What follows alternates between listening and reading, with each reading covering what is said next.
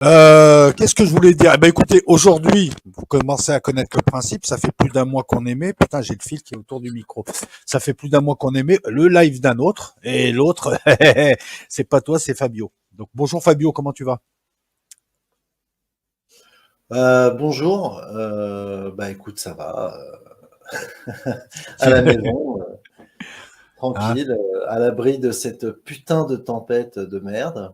Ah, c'est pour ça que ça souffle sur Marseille du sud. Là, d'accord. Il y a une tempête qui arrive sur la France, c'est ça? Ah, mais elle est bien installée déjà, hein. Nous, on est en vigilance orange inondation là dans le département, et pourtant on est bien au nord, hein, on est en région parisienne. Ouais. J'ai Ah, même te vous, dire vous. qu'on est le département le plus haut d'Île-de-France et on craint les inondations. Alors c'est te dire que ça va être une tannée là cette année. D'accord, ok. Parce que là, nous, ça souffle. Mais bon, ça va, il n'y a pas de quoi non plus casser une patte à trois canards, j'ai envie de te dire. Mais vous, ça souffle vraiment. C'est une vraie tempête, quoi. C'est pas juste. Non, alors ça souffle pas encore, mais par contre, on se tape une bête de pluie, c'est incroyable. Ouais, Il y ouais. a Nous aussi, une on a eu la saison pluie, hein. entière qui nous tombe dessus. Mais en même temps, j'ai envie de dire, chez nous, la pluie, on aime, hein, parce que c'est pour les nappes phréatiques dans le sud, voilà quoi. Il y a quand même un problème de d'eau et donc voilà. Bah écoute, je savais pas qu'il y avait une tempête. Je suis tellement loin de tout que voilà. Moi, je te remercie en tout cas d'avoir accepté ce rendez-vous qui est pas si évident que ça. Et ben, je vais te donner la parole. Tu vas nous annoncer le sujet et puis je vais essayer de t'accompagner le plus dignement possible. Et tu l'as fait comme t'as envie, à la cool, tranquillement, voilà, comme chez Mémé. Alors en fait, c'est ton live sur l'Apocalypse qui m'avait donné envie de faire cette vidéo, puisqu'on a parlé à ce moment-là du dragon et de l'archange, hein, le fameux combat final du dragon contre l'archange, du moins en deux temps, puisqu'il y a 1000 ans d'intervalle pendant lequel le dragon est enchaîné dans le combat apocalyptique. Et il y a eu dans le chat à ce moment-là un de tes modos qui a signalé que c'était une reprise du thème de Apophis contre Seth dans le livre des morts égyptien. Et j'avais trouvé ça intéressant, mais je me suis dit, allons plus loin, il y a d'autres combats titanesques, des titanomachie contre des dragons dans d'autres religions très anciennes. Notamment dans un livre qui s'appelle le Enuma Elish, bon, qui est des tablettes sumériennes, hein, qui raconte, enfin babyloniennes, qui raconte le combat de Marduk contre Tiamat, Tiamat qui est un dragon, l'enfant d'Apsu, le dieu des abysses. Et donc il y a également le combat donc là on est toujours dans le thème des eaux, hein, on est dans le thème des eaux dans les deux cas, Apophis et Tiamat. Et on a également le combat de Zeus contre Typhon, qui est aussi un dragon, Typhon. Et il y a un autre lien entre Typhon et Tiamat, c'est que Apsu, le père de Tiamat, si j'ai bonne mémoire, euh, comment dire, libère également des chimères qui sont des entités qui sèment le chaos euh, et, euh, et mènent la guerre aux hommes. Ces chimères ont des têtes de lion et des cornes sur la tête. Et, euh, et Tiamat, voilà, là on voit Tiamat comme un dragon avec des ailes, un corps presque de lion, une tête de lion quasiment. Mais c'est le prototype du dragon primordial en fait, hein, la représentation sumérienne enfin Est-ce que babylonienne de Tiamat. Est-ce que je peux te couper là pour apporter quelque chose qui va enrichir ton discours, à savoir que nous avons toujours dans les cosmogonies, c'est-à-dire les mythes de création de l'univers, de la Terre, des humains, nous avons toujours des eaux primordiales, moi j'ai envie de dire des ondes, et lorsque je vois que Tiamat, qui est la mère de tout, enfin il y a Namu au-dessus d'elle, mais Tiamat qui est sa fille, ou quelque part sa projection, c'est un dragon, j'ai envie de penser à de la génétique et à des ondes. Si j'ai envie de voir différemment. Je remarque aussi que Marduk, qui est censé être le dieu qui sera même un dieu babylonien, qui va remplacer, si je dis pas de conneries, Enlil, hein, et qui lui-même sera remplacé, lui, il est personnalisé. Voilà, il est anthropomorphique, c'est un homme. Il est fait sous, Marduk, voilà. Marduk, c'est l'héritier de d'Enki, si j'ai bonne mémoire. C'est le successeur des Anunnaki. Les Anunnaki arrivent dans la mythologie babylonienne de ce qu'on peut dater en moins 4000 environ. Marduk arrive en moins 2800. C'est le dernier des Anunnaki, si on veut. Et d'ailleurs, dans le Enuma Elish, où il affronte Tiamat, Marduk se fait armer pour ce combat par les Anunnaki. Donc, il lui confie les armes les plus puissantes qu'ils ont à leur disposition pour combattre Tiamat. Alors, Marduk, c'est vrai que l'essentiel des légendes le donne pour être le fils d'Enki, mais certaines légendes, et je pense que c'est une appropriation, le disent descendant d'Enlil, mais Marduk, j'ai l'impression, il me fait penser à Horus. Enki me fait penser à Osiris, Enlil me fait penser à Seth. Est-ce que tu penses pareil? Non, c'est très difficile de faire des correspondances entre les mythologies. C'est très très compliqué parce que elles ont leur propre histoire qui revêt les relations spécifiques qu'il y a entre les cités dont ils sont les dieux polyades, c'est-à-dire les dieux tutélaires des cités. Leurs relations sont dues à la construction de leur domination progressive des unes envers les autres.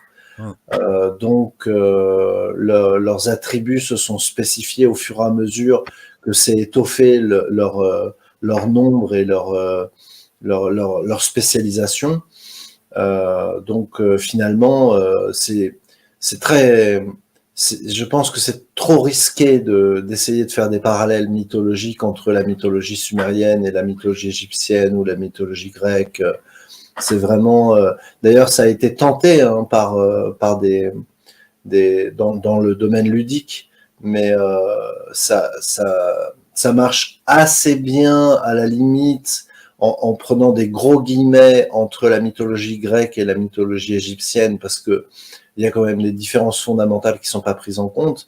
Mais alors, dès qu'on met la mythologie babylonienne ou disons acado-sumérienne dans le lot, ça donne plus rien de cohérent, quoi. Ça correspond plus du tout.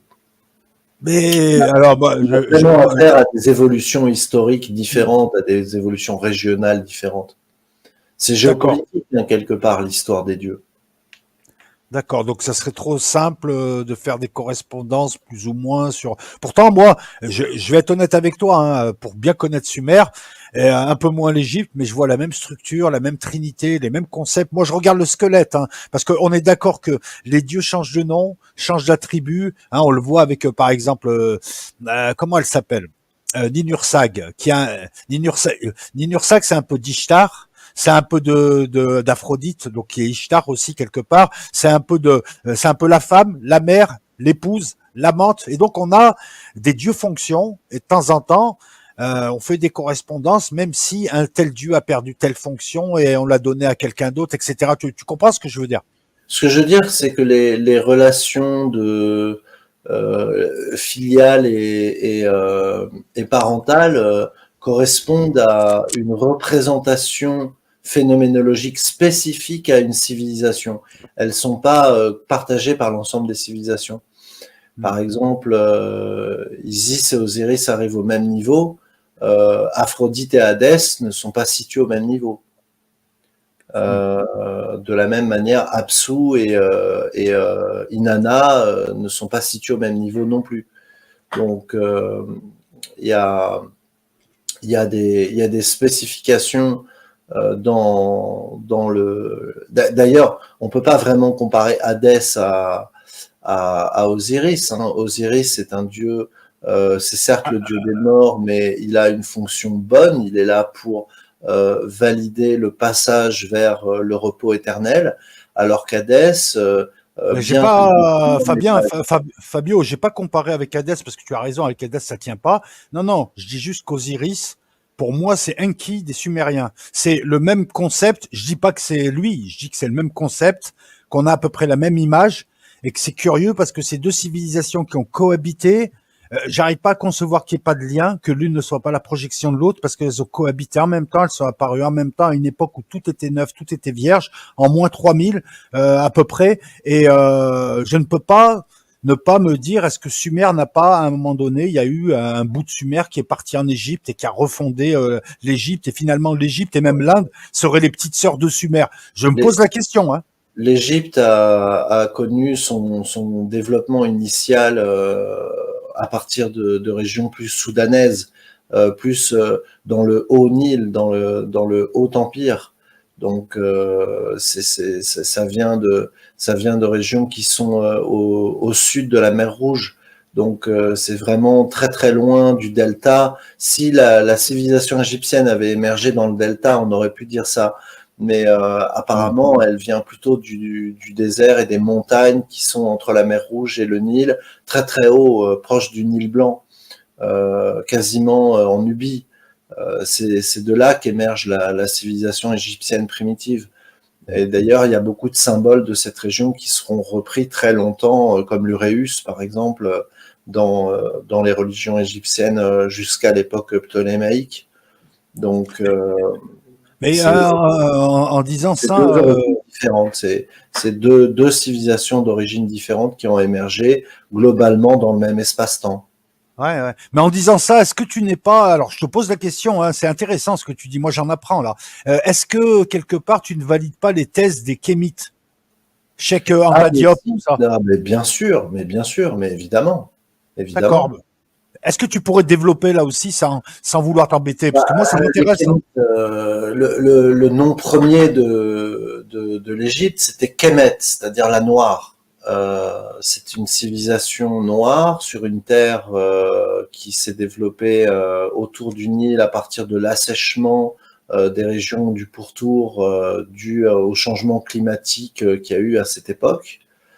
Donc l'homme préhistorique s'est rapproché du Nil au fur et à mesure de l'assèchement des terres et est descendu des montagnes, s'est installé sur les bords du fleuve, il a fait paître ses troupeaux, il a chassé les oiseaux, il a installé son habitat et petit à petit a colonisé vers le nord. Ce faisant, il s'est brassé avec des populations qu'il pouvait rencontrer de plus nomades et il est resté donc on n'a pas clairement sa couleur de peau, mais il est resté négroïde très longtemps, et la preuve c'est le nombre de nez cassés qu'il y a dans l'iconographie l'iconographie égyptienne. Mais j'irais même plus loin que les Kémites, en fait. J'irais même beaucoup plus loin qu'eux, parce que si tu regardes le phénomène des nez cassés et des nez larges qu'on trouve dans l'iconographie, on en trouve également un grand nombre en Assyro-Babylonie. C'est-à-dire que, d'après moi, les Assyro-Babyloniens, tout comme le décrit le texte biblique d'ailleurs, étaient noirs également. C'était des descendants de Cham selon la Bible. Pour moi, c'était simplement des Noirs. Cham est le père des Noirs dans la mythologie biblique. Donc, il est probable que le récit biblique soit appuyé sur l'expérience des peuples, c'est-à-dire l'identification de ces populations aux populations noires, donc qui étaient sorties d'Afrique et installées en Sumer. Mais tu es en train de nous dire que l'histoire qu'on connaît, elle est bidon en fait. Ah bah il y a des aspects de l'histoire qui sont sans doute à réviser, hein, je pense. Hein. Il n'y a pas de problème avec ça. Je pense qu'il faut examiner ça au vu de ce qu'on a comme signe. Moi, quand je vois tous ces nez cassés, évasés dans les représentations assyro-babyloniennes, j'ai pas tellement de doute. Hein. Quand on voit Nabucodonosor avec ses cheveux crépus, à un moment donné, il faut se rendre à l'évidence. D'accord. Ah, tu vas dire que tu es en train de nous affirmer, et moi j'en sais pas plus, hein, tu m'apprends, que Babylone, c'est aussi une civilisation d'essence black. Ouais, tout Ok. à fait. Ça Mais change alors, tout, là. Hein. Sumer, c'est Ça difficile. bouleverse tout, alors. Sumer, c'est plus difficile à dire parce que on n'est pas capable d'identifier aujourd'hui l'origine ethnique de la population sumérienne. On n'a pas de Ouais, ouais, ouais. référentiel commun au niveau ethnique. Certains pensent que c'est une élite, que c'est une classe sociale qui est sortie d'Akkad. Voilà, mais on ne sait pas véritablement d'où vient les Sumériens. On n'arrive pas effectivement à les affilier à aucun groupe ethnique. C'est une souche ethno-linguistique à part qui n'a pas de parentèle identifiée, qui n'a pas de descendance identifiée. C'est quelque chose à part. Mais Akkad et puis toutes les populations autour qui se sont mélangées laissent penser qu'il y a eu des conquêtes, des invasions, des raids, du métissage, voilà. D'accord. Mais Mais tu vois, le Moyen-Orient. les peuples les plus dynamiques de l'époque dans la région étaient certainement les peuples noirs et Ouais. que ils ont très bien pu remonter le Jourdain pour aller sur les bords du Tigre et de l'Euphrate, faire des raids, Ouais. s'installer en nombre, euh, prendre l'autorité et régner. Il n'y a pas de Bah, problème avec ça pour moi, quoi. Fabio, ces gens partent de l'Est, de l'Afrique, vont au Moyen-Orient. Est-ce qu'on peut les affilier à un royaume de départ qui serait effondré? Alors, je sais que les royaumes Dogon, Maliens et autres, je crois pas que ce soit la même époque. Je crois que c'est beaucoup plus tard, c'est au Moyen Âge. Mais est-ce qu'il y aurait pas, parce que quand tu as des mouvements comme ça de gens qui se déplacent et qui quittent leur environnement pour aller ailleurs, refaire leur vie, souvent, tu vois, on le voit à la chute de Rome, c'est parce qu'il y avait les uns qui faisaient peur à tout le monde, là, ou alors c'est qu'il y a un effondrement. Enfin bon, cette migration, elle s'explique comment? Ah bah déjà la migration, je pense, est dans le génome humain depuis très longtemps, depuis le Paléolithique. Et d'ailleurs, ça peut expliquer le peuplement du monde. Simplement, je pense que arrivé à une certaine époque de la préhistoire, arrivé à un certain stade de développement démographique, on devait considérer que si on était plus nombreux, on allait trop se taper dessus, on allait trop faire des guerres de pouvoir, donc il fallait qu'une certaine partie s'en aille, quoi. Et donc on expurgeait une partie de la population qui partait s'installer ailleurs, et de fil en aiguille, coloniser, coloniser, coloniser. C'est ça, ben souvent, ouais, souvent il y avait des disputes, le groupe se coupait en deux, ou alors ils se rendaient compte effectivement que le territoire ne suffisait pas, fallait partir. Ils élisaient un nouveau chef qui partait avec un nouveau groupe, etc. Alors, les amis, le concept du live d'un autre, c'est que c'est le live de Fabien. Fabien parle du kémitisme. Moi, je connais pas grand chose, donc je suis en mode j'apprends. Après, j'ai un esprit critique, vous aussi, mais là, on est là en mode, on écoute quelqu'un qui vient nous expliquer quelque chose qu'il a travaillé, qu'il connaît bien. On est en mode, on a tous les ports ouverts. Après, on peut décider, oui, je prends ça, je prends pas ça.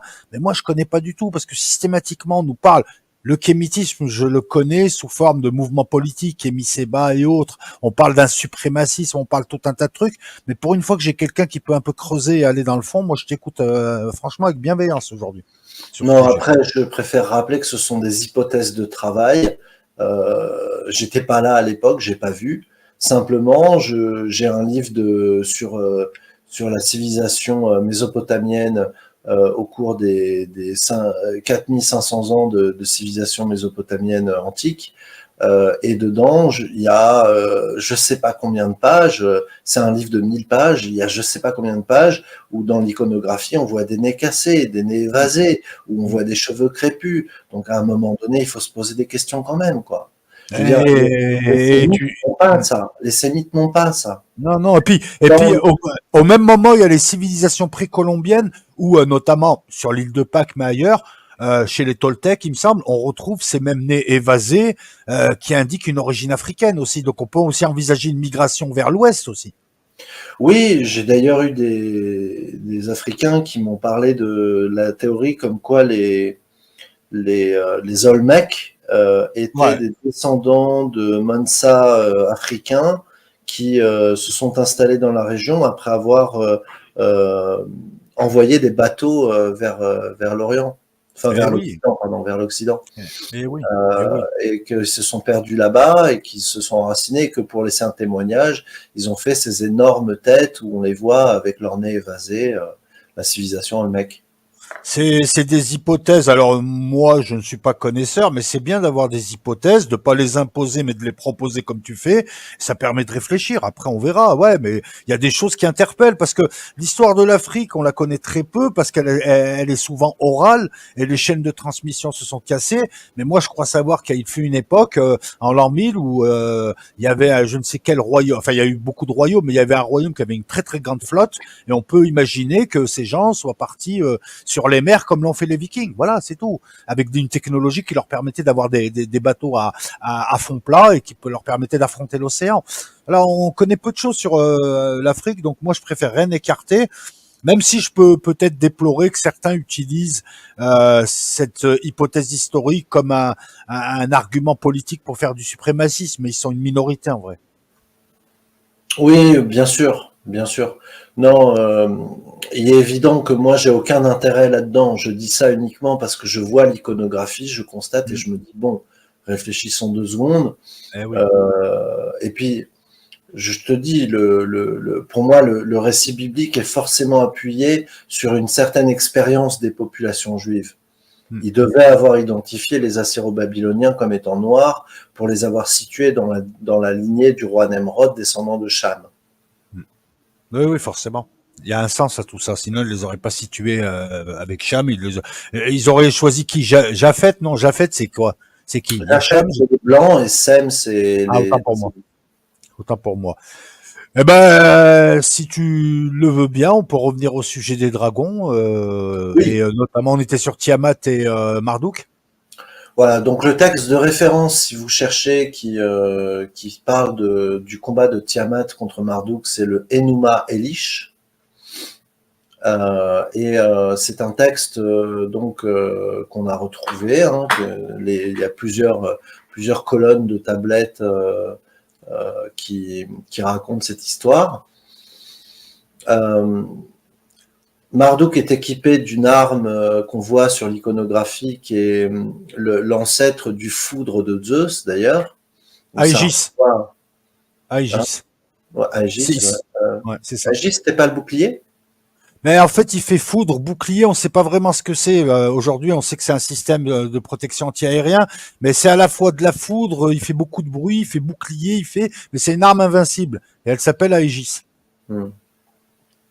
Enfin, en tout cas, c'est l'ancêtre du foudre de Zeus. On en retrouve la forme dans certaines représentations de Zeus, d'ailleurs, dans la haute antiquité. Euh, et, euh, et donc, Marduk, c'était le dieu tutélaire de Babylone, justement.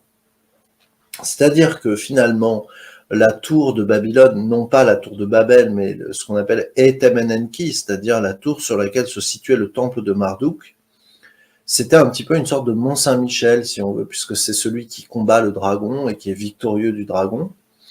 Et d'ailleurs, dans le Enuma Elish, à la fin du Enuma Elish, c'est très intéressant parce que dans le récit babylonien, Marduk découpe le corps de Tiamat en 2 parties et il prend une partie pour faire comment dire, le ciel au-dessus, enfin les eaux du dessus, et une autre partie pour faire les eaux du dessous. C'est-à-dire que le découpage du monde avec un ciel bleu qui sont des eaux au-dessus et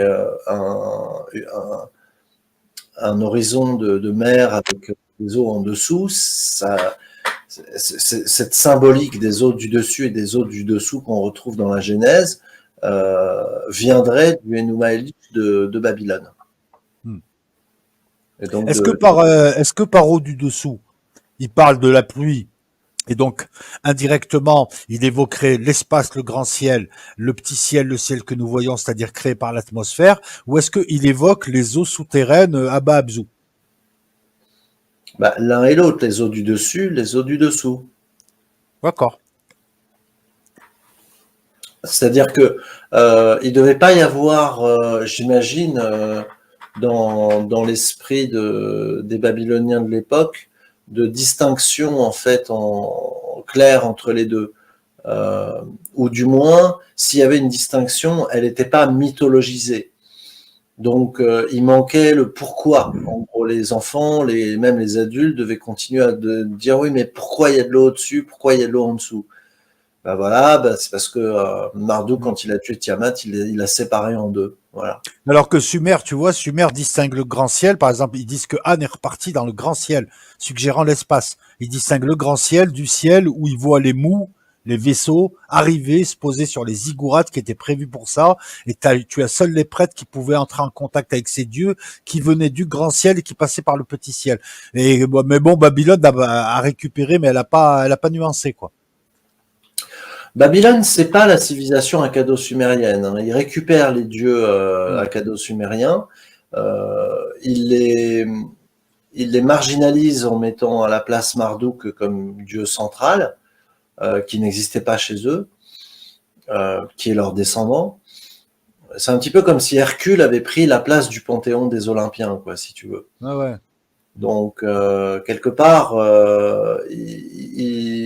il remet un peu dans l'ombre les textes antérieurs, les récits antérieurs et les explications mythologiques antérieures. Donc, Apsu, c'est à la fois le dieu des abysses et le dieu du monde chtonien, quoi, du monde souterrain. C'est ça. Donc, c'est le... Des eaux souterraines. Des eaux souterraines. Des Anunnaki. C'est un Anunnaki, mais c'est le grand ennemi des pères fondateurs des Anunnaki. C'est pour ça que Enki l'affrontera, le tuera et deviendra Ea. Voilà.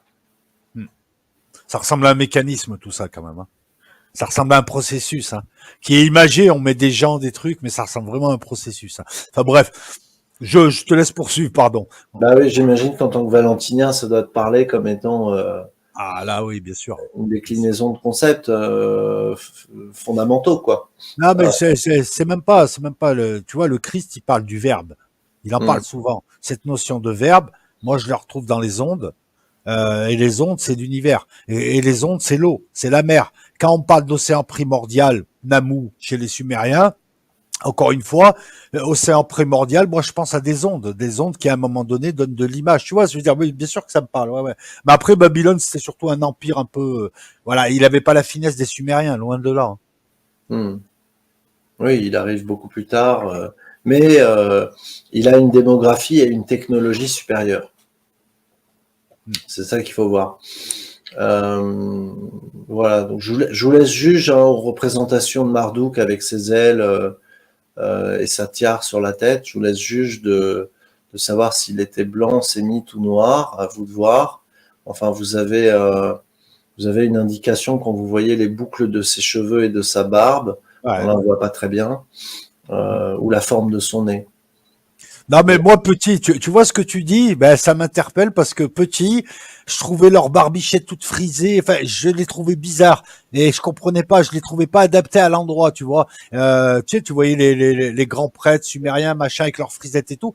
Et maintenant que tu le dis, ouais, c'est vrai que, enfin, l'hypothèse, elle est pas stupide, hein, l'hypothèse de dire que ils viennent d'Afrique et elle est loin d'être stupide. Voilà. Ensuite, on a le récit d'Apophis et de Seth dans le livre des morts, qui est une autre titanomachie contre un dragon. Un dragon qui a davantage l'aspect d'un serpent parce qu'il évoque un fleuve en même temps, le fleuve des morts. Je me suis d'ailleurs posé la question de savoir si ce fleuve des morts qui va d'est en ouest, ça pouvait être le Niger, au sens où le Niger touche pratiquement le Nil blanc aux sources du Nil, et peut-être que le chemin était connu des Égyptiens, étant donné que c'est le chemin des mines d'or du Niger, que l'or était très difficile à extraire en Égypte et que pourtant il était abondant. Donc ça, c'est une grande question. Est-ce qu'il y a eu un appui historique à cet Apophis en tant qu'une lutte, une aventure humaine, et pourquoi Seth en est le héros, lui qui, dans la mythologie égyptienne, est plutôt connu dans son récit de combat contre Horus, mais à d'autres sources, à d'autres époques. Ouais, il Dans... est décrit, il est souvent décrit Seth comme le gros méchant, et rarement, et il est décrit parce que finalement Ré le ramène et le garde dans sa barque, mais il est rarement décrit aussi pour ce qu'il est, c'est-à-dire le dieu du tonnerre, de la force, de l'énergie. Voilà, donc tout dépend du côté, mais côté osirien, c'est vrai qu'il a été dépeint comme quelqu'un de fourbe, de cruel, qui va tuer son frère entre guillemets, et puis va prendre sa place, puis il va se battre pendant 80 ans contre Hérou, et puis il finira par perdre, mais personne peut le tuer. Donc encore une fois, ça interpelle, parce que s'il était vraiment le méchant qu'on dit, en fait, ils ont tous une fonction finalement. Et lui, sa fonction, c'est de tuer le mal par la force sur la barque de Ré toutes les nuits avec, il me semble, Bastet qui fait de la sorcellerie, Isis qui tient la tête et lui tranche la tête, si je dis pas de bêtises. Mais ça ressemble à un processus. Et puis trancher la tête, c'est plus que symbolique. Ça indique une déconnexion entre le haut et le bas, entre l'esprit et le corps, etc., etc. Enfin voilà. Mm. Oui, c'est ça. Et puis c'est aussi comment dire, souvent, ça me rappelle cette phrase dans Tintin et le Lotus bleu. Je vais te couper la tête, tu connaîtras l'illumination. Comme ça, c'est-à-dire que la tête coupée du monstre, c'est comme si on laissait passer la lumière et l'énergie retrouvait sa pureté, quoi. Donc le monstre était défait. Ouais, ouais, ouais, mais regarde, alors peut-être qu'en Égypte, il y a sûrement des serpents, un type de serpent, mais lorsque tu veux, dans ta mythologie, quelque part, qui est l'expression d'un inconscient collectif aussi, lorsque tu veux dépeindre le mal, pourquoi en Égypte tu prends le serpent? Il n'y a pas autre chose qui te fait penser au mal plus que le serpent? Pourquoi le serpent? Pourquoi le dragon? Les différentes significations? Et là, en l'occurrence pour les Égyptiens là, qu'est-ce qui fait en fait? Qu'est-ce qu'ils font dans cette barque? Ça correspond à quoi? C'est là on a une allégorie de quelque chose que forcément il faut décrypter. Pourquoi est-ce que Apophis est un serpent? C'est con comme question, mais c'est important. On a effectivement affaire à une sorte de récit qui parle d'ondes, ondes de forme sur la surface des eaux. La surface des eaux qui est la surface qui est la source de vie pour toute la végétation et pour toute la faune égyptienne. Donc, c'est également le symbole des crues, puisqu'à l'époque, il n'y avait pas de barrage, hein, donc il y avait des crues qui pouvaient être incroyables sur le Nil. Donc, c'est aussi la dévastation pouvait venir par le fleuve. Euh, donc, c'est Ouais, ouais. quelque part une force incontrôlée, mais qui est en même temps liée aux eaux primordiales. Et souterraine, incontrôlée et souterraine, Oui, cachée, tout à fait. insidieuse. Mhm. Oui, ça évoque également la Kundalini, mais dans son sens maléfique, dans sa mauvaise expression, dans sa mauvaise direction, quand elle est orientée vers les basses entrailles et pas le chakra coronal. Ouais, ouais, c'est super intéressant. Je te laisse poursuivre sur la thématique du serpent et du dragon. Je t'écoute.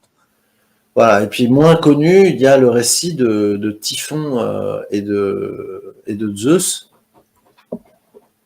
Alors Typhon, lui, il a un trait caractéristique qui le rapproche de, de Tiamat qu'on a évoqué tout à l'heure, c'est que là encore, il est question de chimères. Les chimères, cette fois-ci, ce sont les enfants de Typhon. Ils font partie des typhonides. Et donc les chimères, cette fois-ci, sont eux-mêmes plus ou moins des dragons. On connaît leur représentation parce que quand on parle de chimères, hein, si vous cherchez la représentation d'une chimère dans la mythologie, bah, ce que vous allez voir, ce sont les chimères grecques, Ouais. donc les enfants de Typhon. Typhon lui-même est un dragon à multiples têtes. Le combat de Zeus contre Typhon fait partie de la titanomachie, mais tardive, c'est-à-dire que ça a lieu après l'enfermement des titans en Hadès. C'est un récit. Alors, j'ai plus la source du récit. Donc voilà, donc il y a des similitudes avec les textes cunéiformes d'Anatolie, de Syrie, de Mésopotamie. Euh, on peut dire que aussi dans ce combat, Zeus est blessé au pied. Il se Ouais. fait rafistoler par Hermès après une première confrontation qui a laissé Zeus vaincu et quasiment Mort. défait, quoi, quasiment voilà défait, qui a donné toute sa puissance et qui a conféré sa puissance à Typhon.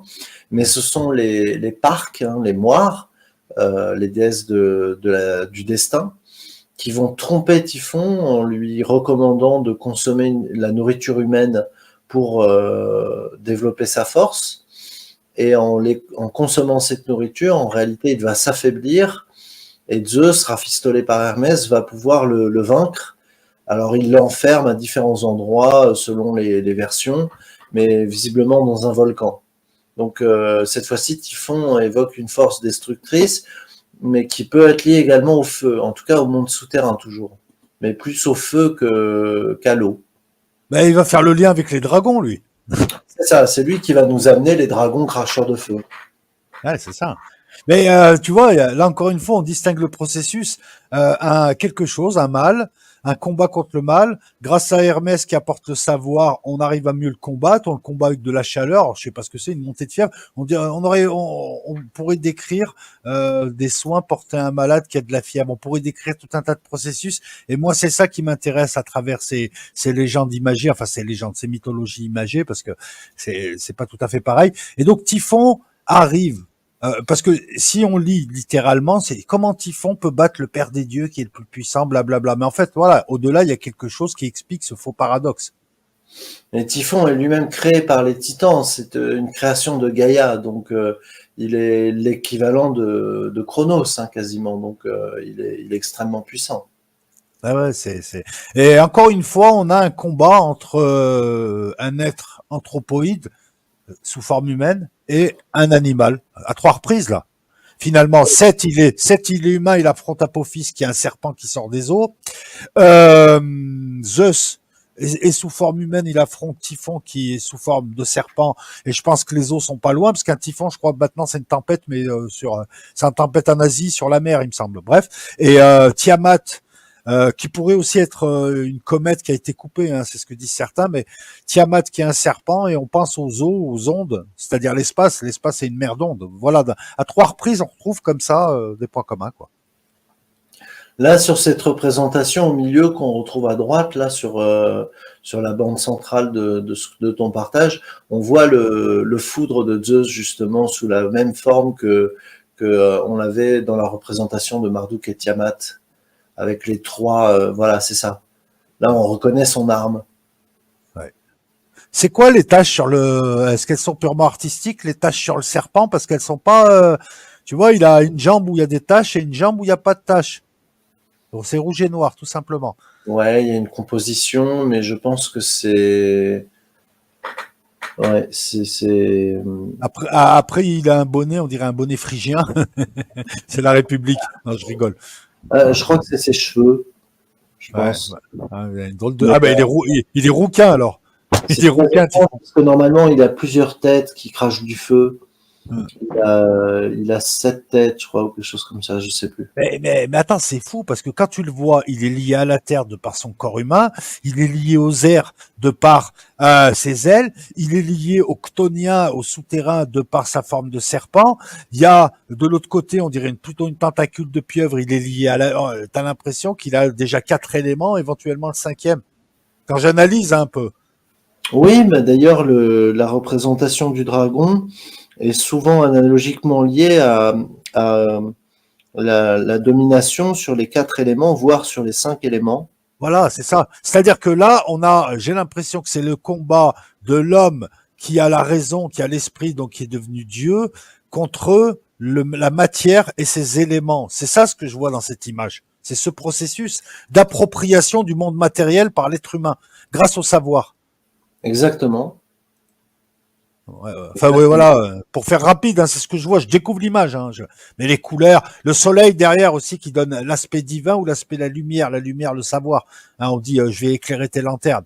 Quand tu informes quelqu'un, voilà, tu l'éclaires voilà, tu fais lumière sur quelque chose. On a quand même toujours les mêmes symboliques, hein, c'est-à-dire ce langage commun qui nous permet de voir les différents messages qui sont écrits encryptés quelque part et qui demandent qu'à être lus, hein, parce que c'est assez facile quand même. c'est la Kundalini au sens de l'illumination, au sens de la sainteté, qui est victorieuse de l'ego, qui se trouve dans les chakras inférieurs, Ouais. hein, dans les appétits des chakras inférieurs, quelque part.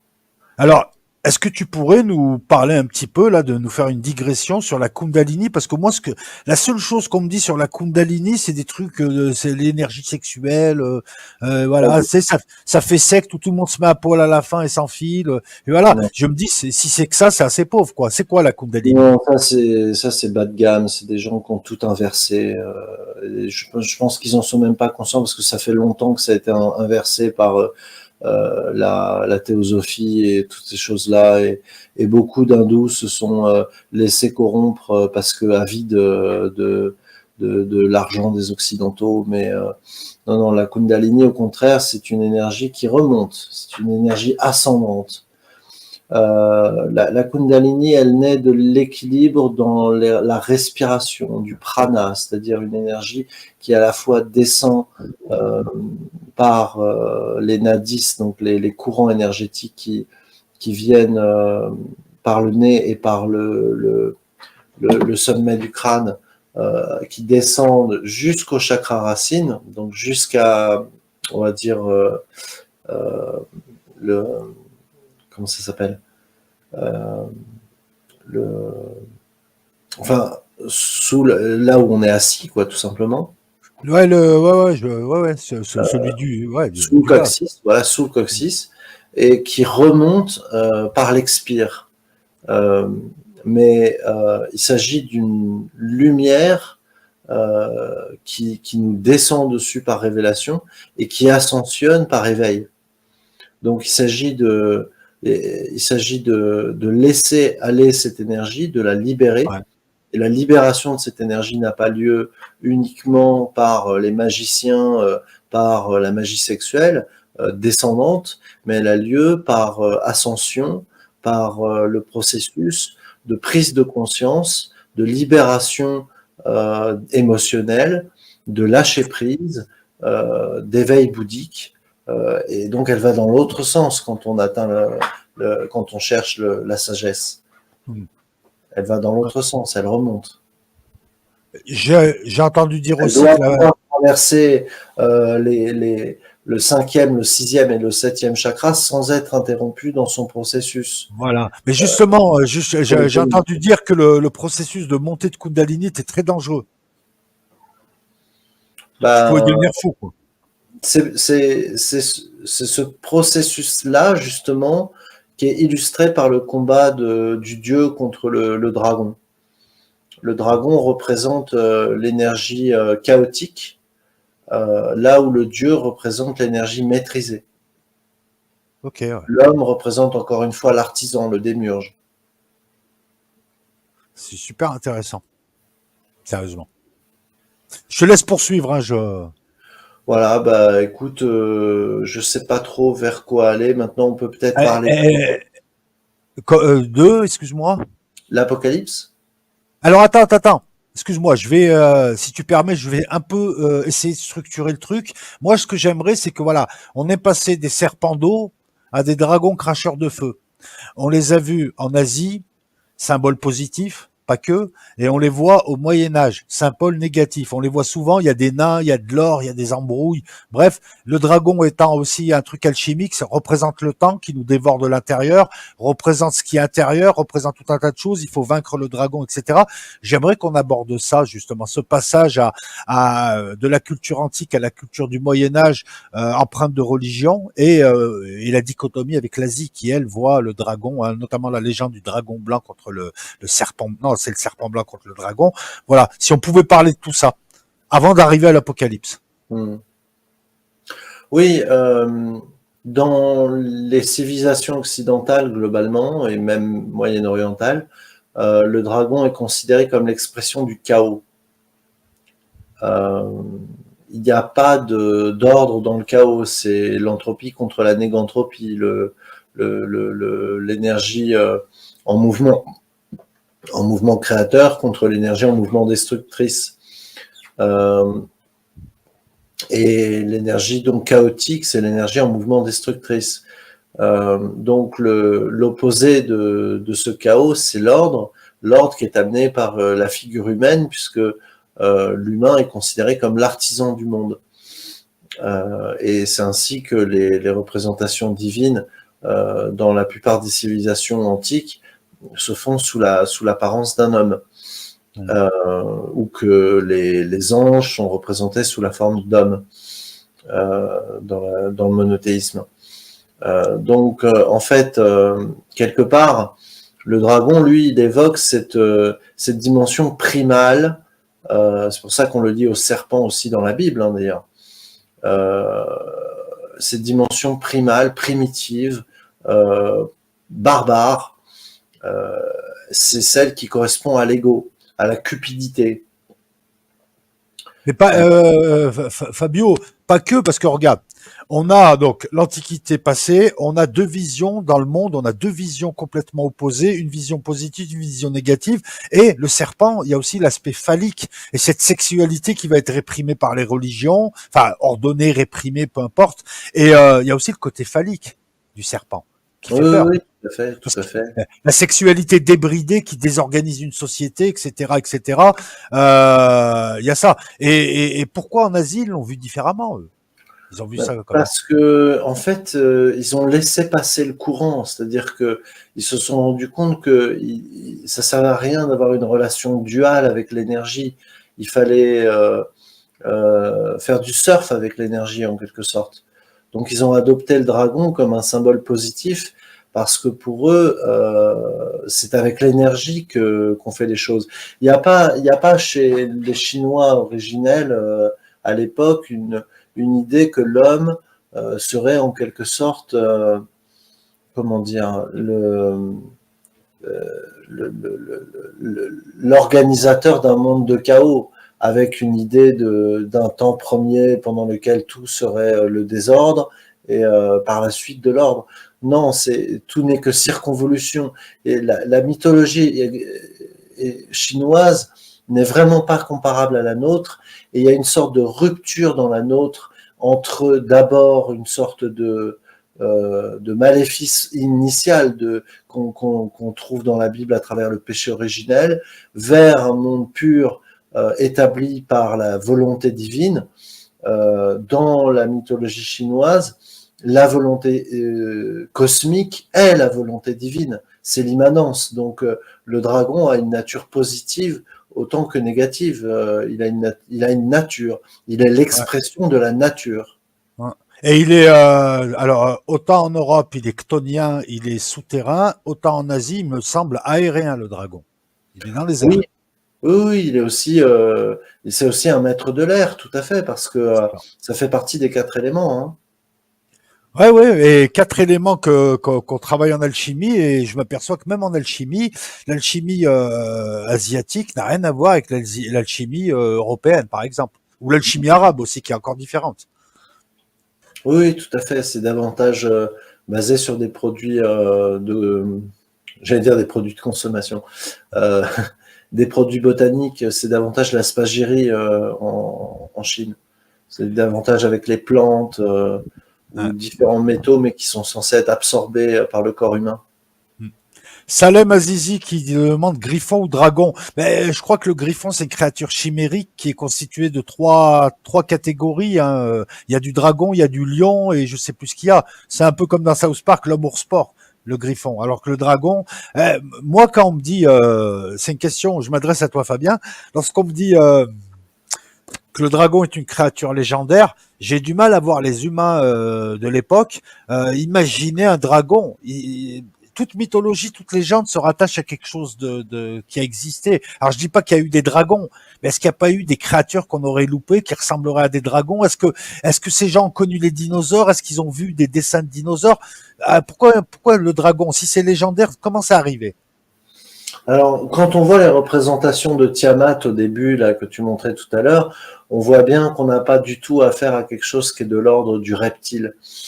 On a quelque chose qui est sauvage, mais qui rappelle davantage les prédateurs du désert, bien que ailé également, mais il n'a pas d'écailles ou très peu.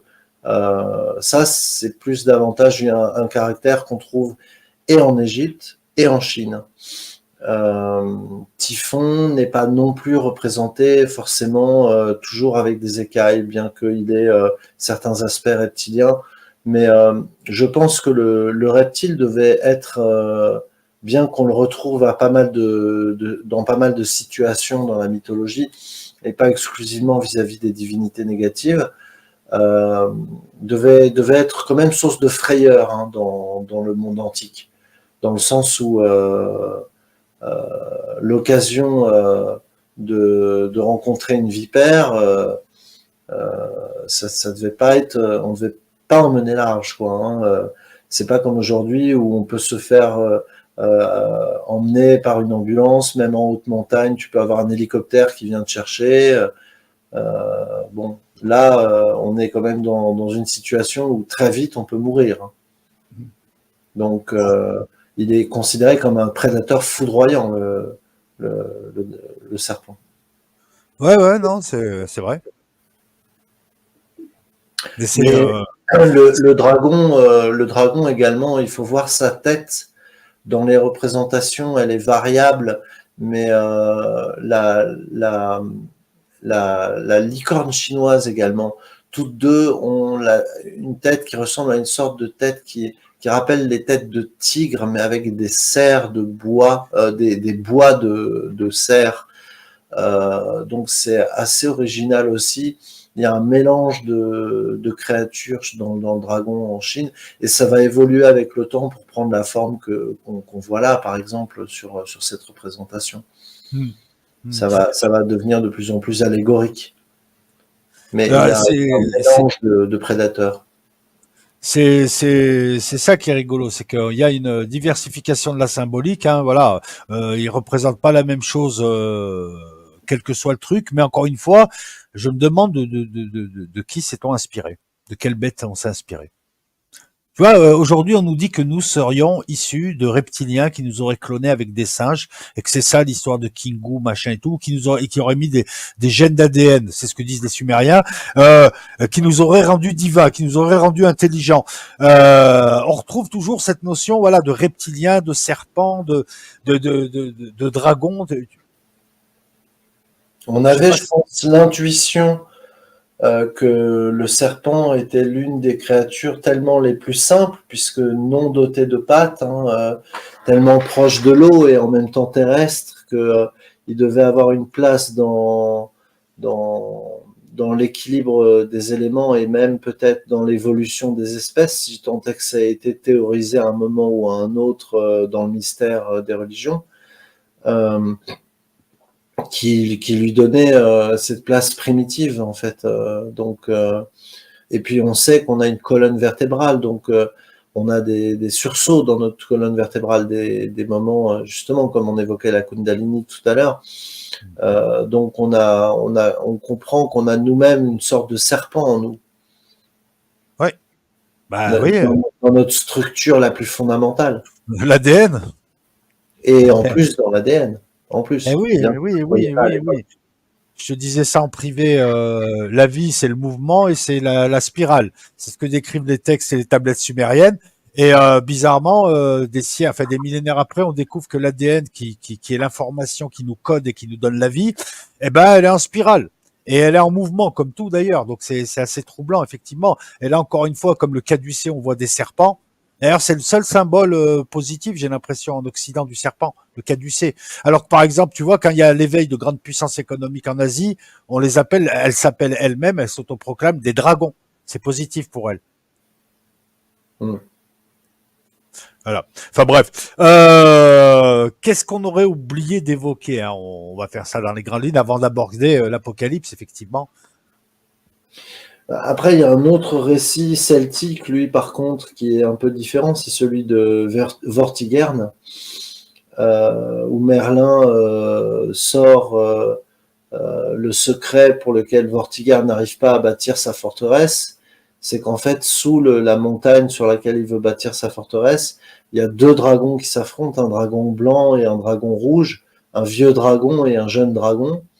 Et c'est le jeune dragon qui devient victorieux de l'ancien à travers un combat titanesque. C'est une sorte de yin-yang perpétuel entre les générations, en fait. La succession des anciens dans le combat contre les nouveaux. Ça rappelle un peu les boomers et la génération X, quoi. Ouais. D'ailleurs, fausse classe et faux combat, typiquement artificiel. Hein. Moi, ça m'a toujours gêné cette expression boomer parce que dire que toute une génération a vécu de manière dorée et sur le dos des gens, alors que dans cette génération, t'as plein de gens qui en ont pris plein la gueule. Voilà, tu vois, si boomer correspond à désigner des gens d'une certaine génération, c'est complètement con parce que dans cette génération, il y a plein de gens qui ont galéré et qui ne sont pas plus boomer que le mec, je sais pas, c'est un teubé lui en tout cas. Enfin, je sais pas, j'aime pas ces notions qui se veulent intelligentes, mais qui en fait n'ont aucune légitimité parce que c'est des catégories qui n'ont pas de sens. Tu peux pas. Si tu fais de la démographie, tu vas regrouper les gens nés en 76, enfin les classes d'âge de 25 ans, etc. Mais regrouper des gens parce qu'ils sont nés à la même époque et leur affubler le qualificatif de boomer comme le font certains, c'est d'une stupidité lénifiante. En tout cas, ça symbolisait essentiellement la succession des générations par leurs combats respectifs. Ouais, l'affrontement des jeunes contre les anciens, les jeunes qui viennent bouleverser l'ordre qui a été. Parce qu'on revient toujours, tu vois, tout à l'heure tu disais que vaincre Typhon, vaincre Apophis, c'est aussi remettre de l'ordre, c'est ce besoin d'ordre. Oui, on remet de l'ordre, on ramène de l'harmonie, du mat, du plérum, de l'équilibre, et la jeunesse qui arrive, elle est censée apporter son ordre à elle, donc un peu de désordre, quoi. Et il y a forcément une période de rupture d'équilibre qui provoque le chaos et c'est ce qui fait peur aux anciens. Et donc c'est ce fameux combat les vieux contre les jeunes qui est plus réel. On est d'accord. Ouais, tout à fait. Ah oui, parce qu'il y a toujours eu des affrontements générationnels, même au Moyen Âge. Il y a Voilà, c'est toujours ça, eu ça. ouais, tout à fait. Ouais, c'est ça. Et là, on est plus dans quelque chose de cohérent et d'intelligent, ouais, effectivement. Voilà. Mais enfin bon, bref, les boomers, c'est pas le sujet. Mais attends, on n'a pas évoqué, alors comment on appelle ça, les scolastiques, les écrivains de l'époque, dans le haut Moyen Âge, qui étaient très empreints de chrétienté, et notamment cette image de Saint Georges combattant le dragon. Pour toi, ça signifie quoi? Ça signifie qu'il combat le temps, il combat les impulsions humaines, les impulsions sexuelles. C'est quoi pour toi, Saint Georges, avec sa lance, qui Euh, ressemble quand même à un pénis, sa lance, hein, entre j'ai nous. pas du tout étudié Saint-Georges. C'est quelque chose que je ne connais pas. C'est quelque chose de très british. Nous, on a Saint-Michel. Ouais. Saint-Michel, on comprend parce que c'est dans l'Apocalypse. Saint-Georges, j'imagine que c'est un autre dragon, davantage le dragon celtique. Donc peut-être qu'il évoque davantage le combat des Normands contre les anciens peuples dominateurs de l'île, hein, les Bretons et les Anglo-Saxons. Euh, J'imagine, mais bon. Alors, moi, je crois savoir que Saint Georges qui combat le dragon, c'est la chrétienté qui affronte le mal, qui affronte les impulsions débridées, qui affronte la bête qui est en nous. Voilà. Mais le truc qui me dérange, c'est que on a sur un même lieu, à une même époque, une représentation du dragon comme quelque chose de malsain, et en même temps sur bon nombre d'écussons, bon nombre de fanions, bon nombre de seigneurs arborent aussi ce dragon. Je vais poursuivre un petit peu. À l'époque des Louis XV, Louis XVI, si je dis pas de bêtises, il y avait des dragons. Il y a aujourd'hui encore, il y a des régiments de dragons. Comment dans une même culture, on peut dire que ça représente Satan et en même temps se l'approprier pour désigner autre chose qui n'est pas le mal. Il y a quand même un paradoxe. Ouais, je pense que c'est un symbole de la force brute aussi, quelque part. L'évoquer comme étant effectivement un antagoniste de la chrétienté, c'est un classique, mais en même temps, ça reste. Enfin, par exemple, quand tu parles de Régiment de Dragons, le Régiment de Dragons, il arrive à la Renaissance. renaissance, c'est-à-dire le retour des anciens mythes. Et là où, quelque part, le dragon retrouve de sa superbe, parce qu'il retrouve sa place dans toute une mythologie. C'est la force, c'est le feu, c'est la foudre, et bizarrement, tu viens de le dire, c'est la force. Le dragon, bah, il ressemble à Seth, finalement, l'Égyptien, qui était considéré comme mauvais par les autres, donc jugement relatif, parce que s'il avait été mauvais de manière absolue, il serait pas dans le processus, et qui en même temps est utilisé pour sa puissance, son énergie. Et quand je vais poursuivre, quand l'Apocalypse me dit que le dragon c'est Satan, je me dis que Seth, Enlil, c'est Satan dans l'imagerie de certaines religions. Attention, on n'est pas dans l'absolu. Qu'est-ce que tu penses de ça? Je sais pas. J'essaie d'avoir une lecture, comment dire, psychologique et, et dans la psychologie des peuples à l'époque d'écriture, dans le cadre d'écriture. Je n'y crois pas en fait à ces choses-là. Donc j'essaye pas de trouver une clé de compréhension. Il n'y a rien à comprendre pour moi. Ce sont des vues de l'esprit qui sont intéressantes pour comprendre la mentalité des peuples. Mais de là à essayer de décrypter quelque chose en plus qui aurait été en partage, en commun dans toutes ces civilisations, pour moi non.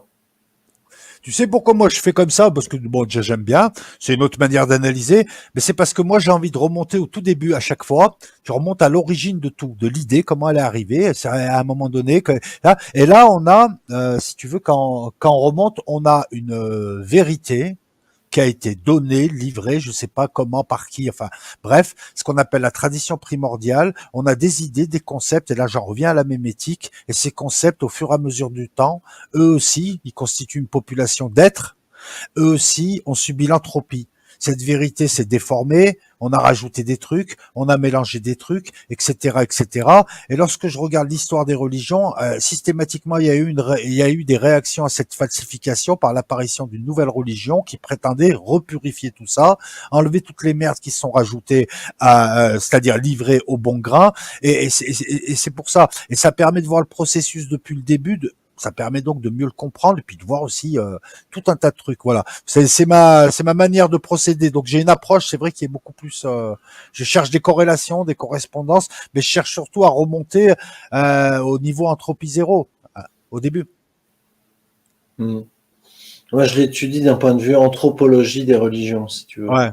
Ouais, bah c'est aussi intéressant parce que ça amène d'autres éléments d'information, de comparaison. C'est bien aussi d'avoir plein de regards et tout.